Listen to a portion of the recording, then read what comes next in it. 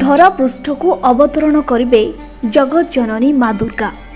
शरतर आगमन होई काशतंडीर मध्य आगमन होईछि। परिवेश उत्सव मुखर सह समस्तक मन हस उल्लास रे भरी रहिछि। माँ को पूजा करिबा सह माँ को आशीष लाभ करिबा पई समस्ते चाहि रहिथांती।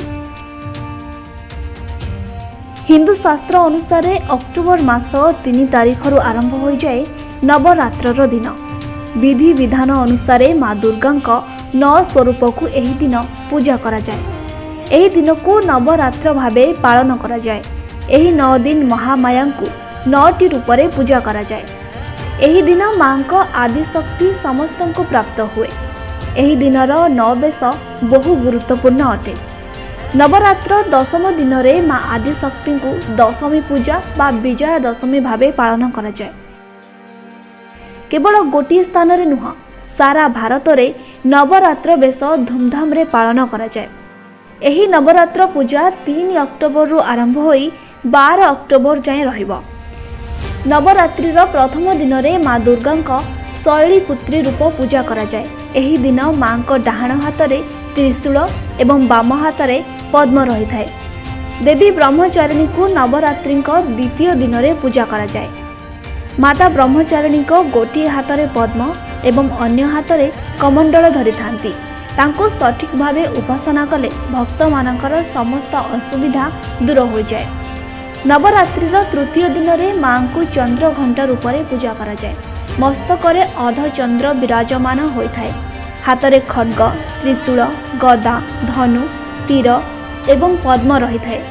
एहार चतुर्थ दिन रे कुष्मांडा रूप रे माँ दुर्गा पूजा पाती एवं पंचम दिन रे स्कंद माता रूप रे पूजा पाई भक्तों को आशीर्वाद करती। नवरात्रर षष्ठ दिन रे माता कात्यायनी को पूजा करा जाए। सही दिन माँ का रंग स्वर्ण परी उज्जवल एवं 4टी बाहु रही थाए। तांको हाथ रे अभय मुद्रा, बर मुद्रा, खड्ग एवं पद्म फूल रही थाए। नवरात्रिर सप्तम दिन रे माता कालरात्रि को पूजा करा जाए। माता कालरात्रिंकर 3टी आखि एवं 4 बाहु रही। माँ को हाथ रे खंडा, लुहा अस्त्र, अभय मुद्रा एवं बर मुद्रा रही थाए। नवरात्रिर अष्टम दिन रे माता महागौरी को पूजा करा जाए। माता बलद सवारी से दिन करिथांती। रंग मध्य धला होई थाए। माता महागौरी अभय मुद्रा, त्रिशूल, डंबरू एवं बर मुद्रा को 4 हाथ रे धरि थांती। नवरात्रि पर्वर नवम तथा शेष दिन रे माता सिद्धिदात्री को पूजा करा जाए।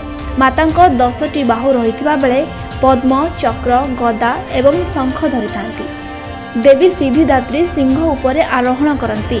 नवरात्रि रे मां को पूजा कले सिद्धि प्राप्त होई थाए। एहा परे दशम दिन को दशमी बा विजया दशमी बोली कहा जाए। एही भली भाबरे माँ दुर्गा को पूजा करा जाए।